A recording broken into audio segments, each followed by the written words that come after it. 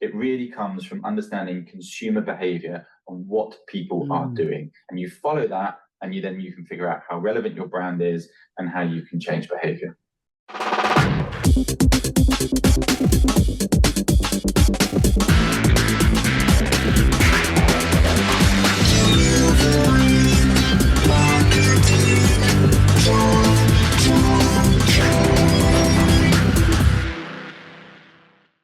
Get ready for excitement, opportunity, and of course, a little promo fun. The PPI Expo is where the industry goes to build connections and discover insights for a successful year in promo. Exhibits open January 16th through 18th, and the PPAI conference will take place January 15th.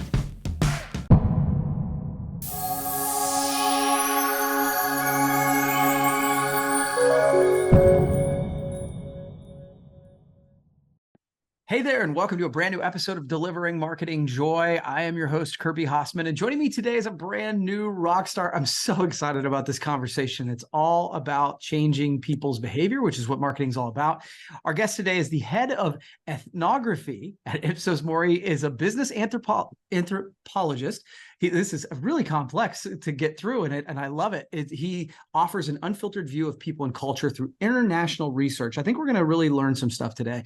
He educates companies and governments on how to change consumer and citizen behavior. Oliver Sweet, thank you so much for joining me today. Thank you very much for having me. And sorry about my stupid job title.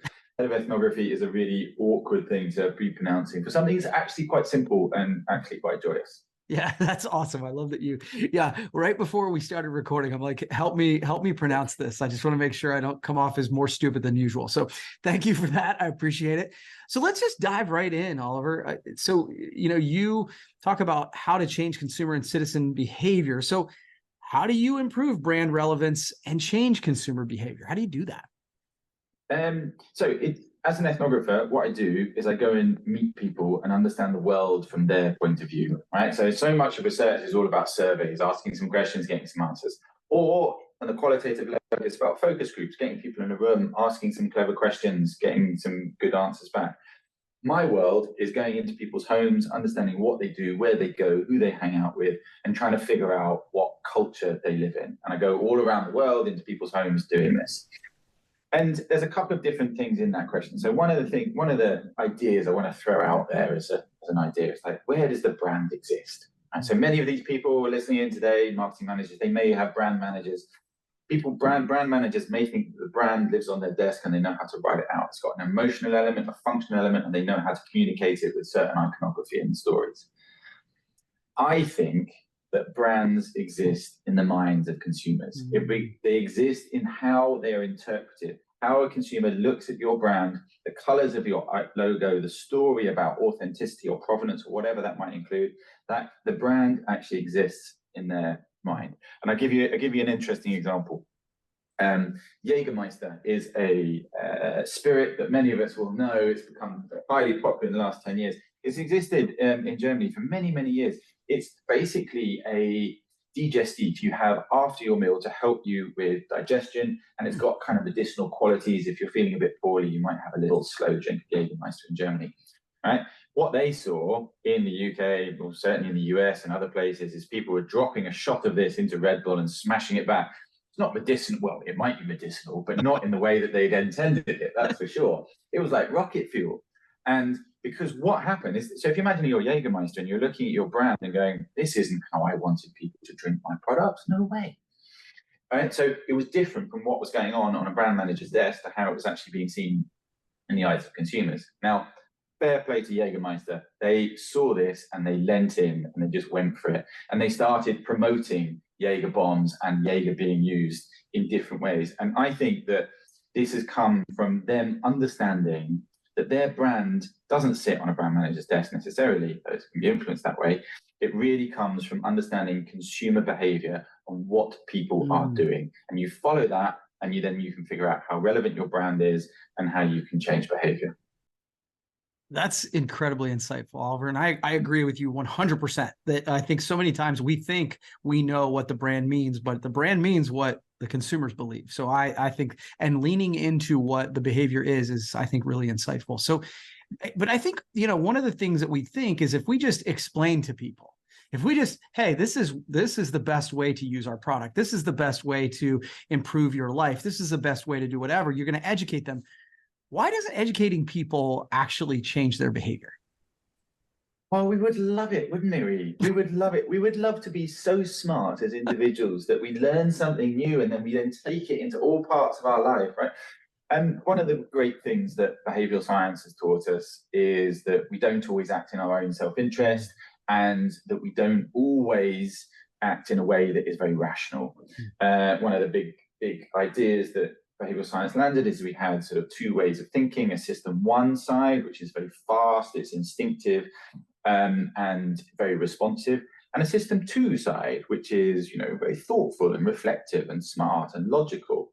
And actually, system one just dominates our behavior, and system two is like the little iceberg that we hold on to. But and so we might think that we are going to embark on some healthy behaviors. We might think that we are going to drink less alcohol. We might think that we are going to smoke less.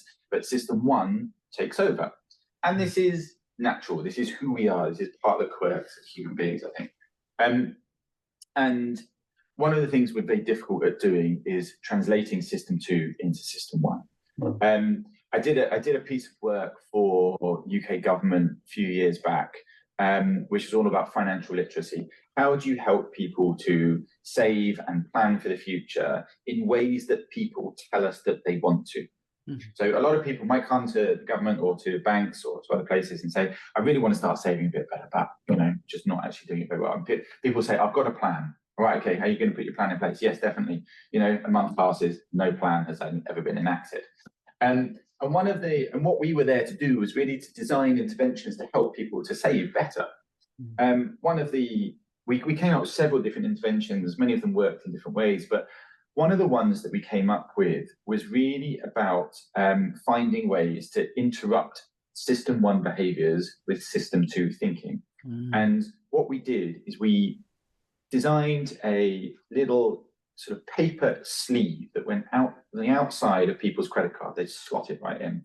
And then on one side of that credit card, they could write on the sleeve that says, things I don't want to spend money on anymore, right? I don't want to go and spend money on buying 5 things for my lunch when I go to the office, right? I only want to buy one thing, right? Or I don't want to buy so many clothes, or I don't want to buy a certain thing, or I don't want to buy something on Amazon.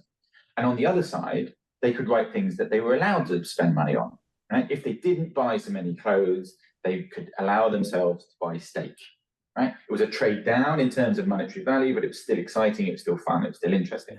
And what happened is that was a system two piece of thinking that whenever they went to a shop, interrupted their system one behavior. So on the way back from work or going out for lunchtime, they might go, I'm only going to buy one cheap thing rather than buy 3 things, or buy loads of chocolate or something. Or they might go to the shops on the way home and just pop into the clothes shop and go, I'm just going to buy myself a t-shirt. But the act of having that around their credit card and making them see it stopped them in the moment to make them start thinking, actually, do I really need this? And it went way beyond the stated saving behavior to actually make them pause and think whenever they were spending anything, whenever they were. So it was system two interrupting system one, and had a fantastic effect. It was really, really, really good. It reminds me of like whenever you meet with a personal trainer or you meet with somebody or a coach that's helping with your finances, one of the first things they do is make you document what you're eating. And it's amazing how quickly I'm like, well, I'm not going to eat that. I don't want to write that down. And so it feels like kind of similar. Does that make sense? Yes, it totally utterly makes sense. It totally utterly makes sense. We also did some work for the government on healthy eating, actually with families as well. And one of the things that the government was doing at the time is that they were advertising to families, basically saying that an overweight child at the age of between 5 and 8 has worse life outcomes than if they were not overweight, right? And therefore, what we are doing is we're going to help you with some home cooking recipes that are healthier. And you know what? People hated that message. That was something that they really, really did not like, right? That was patronizing. It was rude. It was like an invasion of privacy. It was suggesting that they were bad parents, right? All they were doing was providing information. They were educating people with some facts and some ways of actually dealing with that problem as well. So what we did is we worked with Public Health England, the health authority in charge of this, and we said, look, your messaging's all wrong here. You need to find something that that parents are going to buy into and believe in as well. And we did tons of work. We went into people's homes. We understood what healthy eating meant. We understood what it's like to be really stressed, to work a 12-hour shift and then come home and collapse on the sofa and just let your kids get on with life, right? Because that's actually the realities of most people. Yeah. And what we ended up doing is we actually found that there was a common enemy, right? So the Public Health England and parents had a common enemy, and that was sugar, right? The Public Health England didn't like sugar because it was essentially just calories, and it made children increase calories and made them overweight. Parents didn't like sugar because it just sent their kids berserk. Yeah. Kids love sugar though, so it was always a war. It was always a war with sugar. So actually, what they did when they found out that actually that there was a common enemy, they changed their strategy to be much more about, less about like telling people what they should and shouldn't eat, and much more about, did you know there is X amount of sugar in this product? In a can of soup, did you know there's this much sugar? In, obviously, a can of Coke, there's lots of sugar. Obviously, in sweets, there's lots of sugar, but other everyday items as well. Did you know how much sugar is in this cereal? And what it did is it turned parents into investigators to go, I don't want my child to go crazy all the time, so I'm going to choose something with slightly less sugar.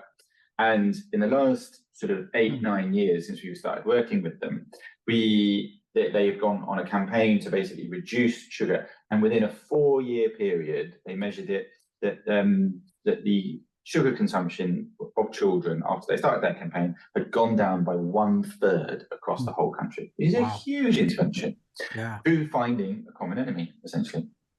That's fascinating. And you've touched on it, right? Like, so we talked about people don't always operate in their best interest, but how do we help people act in their best interest? And like I say, you've touched on a little bit, but is there any more we can dig in?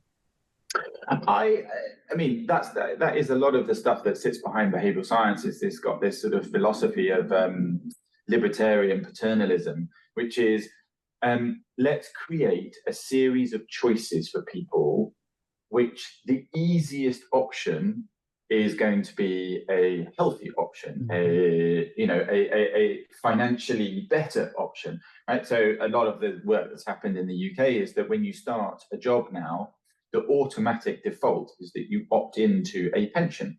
Previously, you had to actively opt in, right? So now you have to, if you don't want it, you have to, if you do nothing when you start a job now, you start with a pension, and you have, right? And previously you had to opt into one. So people would start their job, it was busy, they'd have to meet new people, they had loads of admin to do, and they'd go, oh yeah, I really need to take out a pension, but pensions are boring, complicated, so I'm gonna leave that till later. 4 years go by, they haven't taken out a pension, and then they go, oh, it's just getting a bit late now. Right? The choice is exactly the same as it was before. You can have a pension or not have a pension, but the automatic default is that you now start with a pension. And that there are many other options like that which are being put in place, and it's just about sort of organizing your world. And if you go and meet people, so as an ethnographer, I'm always in favor of just go and meet people. You go and watch what they do, you go watch how they do things, you'll find out what the environment is around them and how to help them make better choices in life. I want to go just off script for 1 second, because I'm just kind of curious, because you mentioned that most of the time when we do this sort of thing, we do surveys and stuff like that. And you're saying, hey man, I go to their house and I see their behavior. Why do you think that? Tell me about the difference there. Like, so like it makes sense that you see what they're doing, and there might be a discrepancy between what they say they're doing versus, is that why you want to be in their home? So if ethnography's got like a thing going for it, it's basically to map the differences between what people say and what people do. And as individuals, we do it all the time. Yeah, all the time we do that. And it's when you get into the world of market research and you sort of feed into marketing plans, it's always quite fun to showcase that people say one thing and they do another thing. It's always like, ha ha, caught you out. It's fun. But there's a lot more to it than that, in actual fact, because we all do it. Right? And it's a bit disingenuous to laugh at them, because I do different things. I purport to be quite healthy, but the amount of chocolate I eat is off the scale. That's not healthy. It's ridiculous. But what it's basically doing is it's showcasing from a marketing perspective that people want to do something that they currently cannot achieve. And that is a huge tension and therefore a huge opportunity. Yeah. Right. So in my mega chocolate eating, right, I say that I'm quite healthy, but I eat a horrific amount of chocolate. So there's a tension there, which is basically I haven't found an adequate sweet or pick-me-up that is actually healthy. Right? There might be something out there that I could substitute in, and someone could come to me, a brand could come to me and say, hey, if you've ever wanted to cut down on your chocolate consumption, but still have something that is a nice pick-me-up in the afternoon because you've had too much coffee so far and you don't want to drink any more caffeine, here's a great opportunity. Now, I haven't seen that, and to be honest, I've only just made it up today, but there's always a difference between what people say and do. And from a marketing perspective, that is just gold in terms of an opportunity. That's what we need to be looking for. That's brilliant. Actually, it's funny, Oliver. One of my favorite quotes, and I honestly don't know who to attribute it to, I say it all the time, is the greatest distance in the world is the distance between I know and I do. Right? Like, it is, because every time you're coaching a client, you're doing whatever, it's like, yeah, I know. Yeah, but are you doing it? Oh, no, I'm not doing that. Absolutely. So I love what you say about the idea that when you find that divergence, that there's a real marketing opportunity. So Oliver, I appreciate you taking the time today. Where can people find more information about your work and what you do? So I work for probably one of the largest research agencies in the world, Ipsos. We are in 89 different countries and our website is massive. So please do visit the Ipsos website. Most of Ipsos is a survey company. We do tons of focus groups as well. My little department in ethnography sits at the small end of the scale. Best way to find me if you want to catch up and ask some questions is on LinkedIn. I'm Oliver Sweet, head of ethnography at Ipsos, and I'm totally open to asking questions, having a chat, meeting up on Zoom, whatever it takes. I'm more about having interesting conversations these days than anything else. So please do get in touch. That is awesome. Oliver, this was really, really insightful. I really appreciate you taking the time. We'll have to do it again sometime, okay? Be great. Thanks. All right, cool. Well, that's going to wrap up this edition of Delivering Marketing Joy. We'll see you next time. Marketing Joy.